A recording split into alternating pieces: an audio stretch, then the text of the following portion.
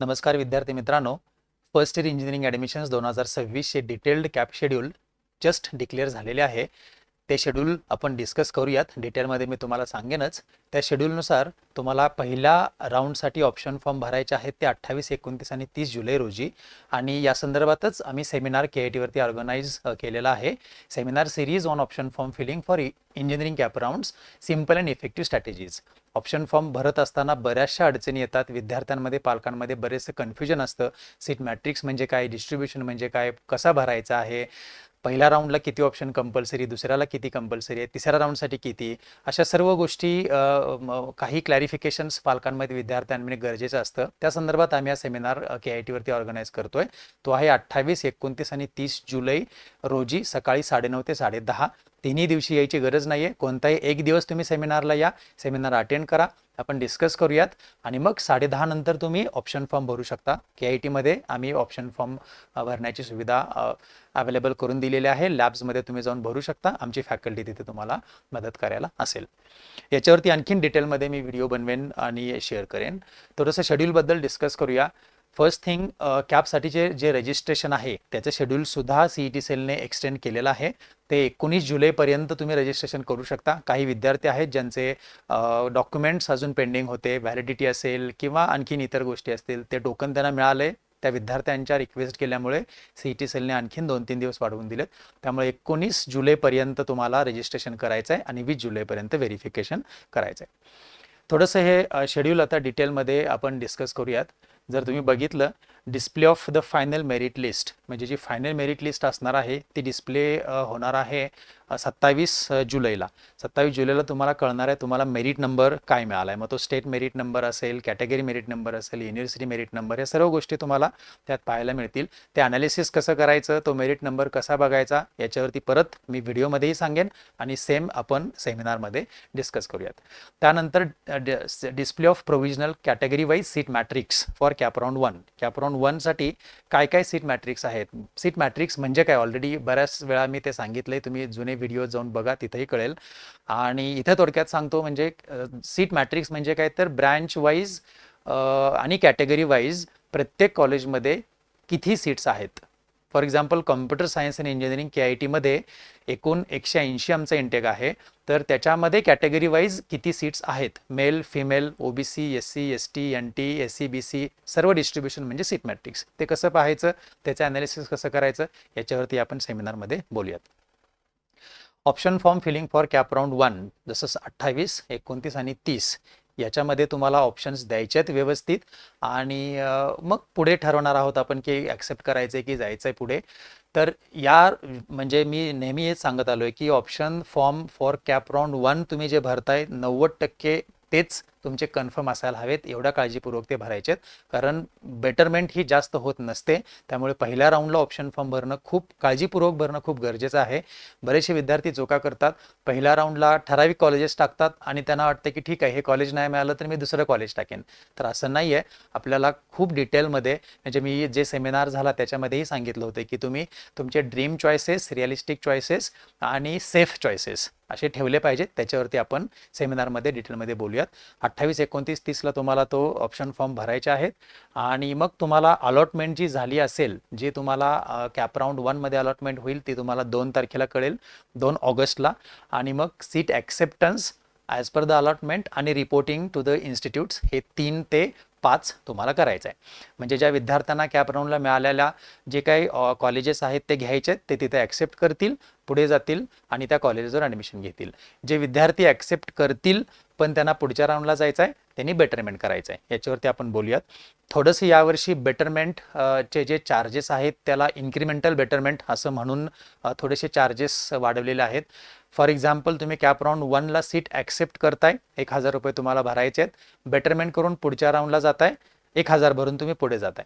Second राऊंडला गेलात, तिथे allotment झाली, तुम्हाला 2,000 रुपये भरायचे आहेत आणि मग बेटरमेंट करून तिसऱ्या राऊंडला जायचं आहे. तिसऱ्या राऊंडला परत तुम्ही बेटरमेंट करताय, 3,000 रुपये भरायचे आहेत आणि पुढच्या राऊंडला जायचं आहे. हे अजून ऑफिशियली आम्हाला सांगण्यात आलेलं आहे. त्याचं नोटिफिकेशन अजून यायचं आहे. ते नोटिफिकेशन आले की आम्ही आपले जे व्हॉट्सअपचे ग्रुप्स आहेत त्याच्यावरती शेअर करेन. परत cap round 2, display of provisional vacant seats for CAP round 2 म्हणजे काय तर पहिल्या राऊंडमध्ये किती विद्यार्थ्यांना अलॉटमेंट झाली आणि किती विद्यार्थी म्हणजे किती जागा आता शिल्लक आहेत त्या कॉलेजेसवरती हे तुम्हाला सीट मॅट्रिक्स तिथे पाहायला मिळतं. Provisional vacancies. आता असं होतं बऱ्याच वेळेला KITच्या बाबतीत पहिल्या राऊंडलाच 95-96% अलॉटमेंट होते, एक्सेप्ट कॅटेगरी सीट्स आणि ऑर्फन आणि PW सीट सगळ्या सीट्स अलॉट होतात.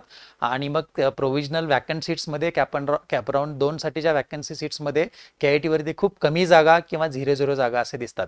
तर ते असं नसतंय. बरेचशा विद्यार्थ्यांना अलॉटमेंट झालेली असते, पण सगळ्याच विद्यार्थ्यांनी सीट ॲक्सेप्ट करून रिपोर्ट केलेलं नसते. त्यामुळे ज्या विद्यार्थ्यांनी बेटरमेंट केलेली आहे त्या विद्यार्थ्यांना जर बेटरमेंट झाली कॅपराऊंड 2 मधून तर तुम्हाला चान्स असू शकतो परत एकदा KITमध्ये एंट्री मिळवण्याचा. त्यामुळे जरी इथं वॅकन्ट सीट 0 दिसल्या तरीही मी कॅपराऊंड 2च्या अगोदर एक व्हिडिओ बनवेन, vacancies against betterment in KIT, म्हणजे किती विद्यार्थ्यांनी बेटरमेंट केलेत आणि त्या विद्यार्थ्यांना बेटरमेंट झाली तर तुम्हाला चान्स की असू शकतो असे किती जागा आहेत त्या सर्व डिटेल इंटरनल डिटेल्स मी तुम्हाला व्हिडिओमधून शेअर करेन, जेणेकरून तुम्ही KITसाठी परत एकदा ट्राय करू शकताय. तर ती वॅकंट सीट्स तुम्हाला हे सगळ्या कॉलेजेसचे तुम्हाला CET सेलच्या वेबसाईटवरती बघायला मिळेल, जिथून तुम्ही ऑप्शन फॉर्म भरणार आहात, जिथून पुढच्या गोष्टी करणार आहात, तिथेच ह्या सर्व गोष्टी तुम्हाला पाहायला मिळतात. परत तो जो आहे वॅकंट सीट्स ती 6 ऑगस्टला डिस्प्ले होईल. 7, 8, 9 ऑगस्टला परत ऑप्शन फॉर्म भरायचे आहेत कॅपराऊंड 2 साठी. त्याच्यावरती सेमिनार KITवरती होईल. त्याचीही सुविधा आम्ही KITवरती उपलब्ध करून देऊ. तुम्ही ऑप्शन फॉर्म भरायला KITवरती येऊ शकता. त्यानंतर मग अलॉटमेंट कॅपराऊंड 2ची डिक्लेअर होणार आहे 12 ऑगस्टला आणि मग 13 ते 17 ऑगस्ट तुम्ही सीट ॲक्सेप्ट करून आयदर रिपोर्ट करायचा त्या इन्स्टिट्यूट्सला with all original documents, or if you want to do betterment करून तुम्ही तिसऱ्या राऊंडला जाऊ शकताय. सेकंड राऊंडला बेटरमेंट करताना तुम्हाला 2,000 रुपये भरायचे आहेत. पुढे तिसऱ्या राऊंडला तुम्ही गेलात परत प्रोव्हिजनल वॅकन्सीट्स फॉर कॅपराऊंड 3 18 ऑगस्टला तुम्हाला बघायला मिळणार आहेत. इथेही परत मी व्हिडिओ करून टाकेन vacancy against betterment in KIT. तुम्ही परत ते बघून तुमचे ऑप्शन्स भरू शकता. ऑप्शन फॉर्म फिलिंग कॅपराऊंड 3 19 ते 21 ऑगस्ट. अलॉटमेंट ऑफ कॅपराऊंड 3 अलॉटमेंट कुठे झालेले आहेत ते तुम्हाला परत 24 तारखेला कळेल आणि 25, 26, 27 ऑगस्टला तुम्ही जाऊन त्या इन्स्टिट्यूट्सना रिपोर्ट करायचं आहे. थोडंसं टेंटेटिव्ह आहे शेड्यूल, आम्ही या डेट्स कॅलेंडरमध्ये चेक केल्या. थोडे काही पब्लिक हॉलिडेजला वगैरे ओव्हरलॅप होत आहेत, थोडे चेंजेस ह्याच्यामध्ये होऊ शकतात. त्यामुळे ते चेंजेस तुम्ही नेहमी बघा. हा मी व्हिडिओ करतोय जेणेकरून सगळी इन्फॉर्मेशन तुम्हाला एकत्र मिळावी, पण अपडेट CET सेलच्या वेळोवेळी येतात, त्या तुम्ही रोज पाहायला पाहिजेत. त्याचबरोबर तुम्ही आमच्या व्हॉट्सअप ग्रुपवरती जर असाल तर तिथे आम्ही त्या अपडेट्स व्यवस्थित देतोय, तुम्ही ते वाचायला पाहिजेत. तुम्ही ज्यावेळेस बेटरमेंट करताय तिसऱ्या राऊंडमधून चौथ्या राऊंडला तुम्हाला 3,000 रुपये भरायचे आहेत. याचं नोटिफिकेशन येईल, तेही मी शेअर करेन. 3,000 भरून तुम्ही परत चौथ्या राऊंडला जाऊ शकताय. तुम्ही जर रिपोर्ट करत असाल इन्स्टिट्यूट्सना तर तुमचे सगळे ओरिजिनल डॉक्युमेंट्स घेऊन त्या कॉलेजला जाऊन तुम्हाला रिपोर्ट करावं लागणार आहे. आता काही कॅटेगरीच्या बाबतीत फॉर एक्झाम्पल OBC आणि SCBC यांना कास्ट व्हॅलिडिटी जमा करण्यासाठी 6 महिन्याची मुदत दिलेली आहे. एक्सेप्ट दोज, बाकी सगळ्या कॅटेगरीच्या विद्यार्थ्यांना सगळे डॉक्युमेंट्स जमा करावे लागणार आहेत. आणि मग चौथा राऊंड कॅपराऊंड 4 परत तिथे प्रोव्हिजनल वॅकंट सीट्स ज्या आहेत चौथ्या राऊंडसाठीच्या ते तुम्हाला 28 तारखेला बघायला मिळतील. ऑप्शन फॉर्म तुम्ही चौथ्या राऊंडसाठी भरायचा आहे तो 29 ते 31 ऑगस्टमध्ये आणि मग अलॉटमेंट कळणार आहे 3 सप्टेंबरला आणि मग रिपोर्टिंग तुम्हाला जाऊन करायचंच आहे 4 ते 7 सप्टेंबरमध्ये. आणि हा शेवटचा राऊंड, इथे ऑल अलॉटमेंट्स आर कंपल्सरी, म्हणजे तुम्हाला पहिल्या राऊंडची सीट तुम्ही इथेपर्यंत घेऊन आलाय ती घ्यायचीच आहे किंवा कुठलीच मिळाली नव्हती आत्ता नवीन मिळाली आहे, तुम्ही 4th round option allotment is final, त्याच्या पुढे तुम्हाला काही ऑप्शन्स नाही आहेत. आता बऱ्याच वेळेला असं होतं विद्यार्थ्यांचं की सर पहिल्या राऊंडपासून चौथ्या राऊंडपर्यंत करत आलो पण कॉलेज मिळालं नाही वगैरे वगैरे. त्यामुळे मी परत सांगतोय की पहिला राऊंडच महत्त्वाचा असतोय. पहिला अगदी मॅक्सिमम असं समजूया दुसरा राऊंड, कारण दुसऱ्या राऊंडला बऱ्याचशा इंटरनल कन्व्हर्जन्स होऊन सीट कन्वर्ट होतात आणि मिळतात. त्यामुळे पहिले 2 राऊंड तुम्ही मॅक्सिमम ट्राय करा आणि कट ऑफ चेक करा, ॲनालिसिस करा. अदरवाईज तुम्हाला मिळालेल्या कॉलेजमध्ये तुम्ही जाऊन रिपोर्ट केलं तरी चालेल. KIT सारख्या कॉलेजचा कट ऑफ हा नेहमी इन्क्रिमेंटल असतो. पहिल्या राऊंडला कमी, दुसऱ्या राऊंडला जास्त, तिसऱ्या चौथ्या राऊंडला तर तो आणखीन जास्त असतो. तरीही त्या सगळ्या वॅकंट सीट्स आणि सर्व गोष्टी मी शेअर करेन, तुम्ही त्यानुसार ऑप्शन्स भरू शकताय आणि पाहू शकताय. तुम्हाला कोणतीही शंका असेल, हा नंबर आहे ऑलरेडी, हा नंबर, हे फ्लायर, नोटिफिकेशन, व्हॉट्सअपचा आमचा जो ग्रुप आहे, हे सर्व गोष्टी मी तुम्हाला खाली डिस्क्रिप्शनमध्ये लिंकमध्ये देतोय. ते तुम्ही बघा, जॉईन करा. तुमच्या काही शंका असतील इथे कमेंटमध्ये टाका, मी त्याचे उत्तर द्यायचा प्रयत्न करेन.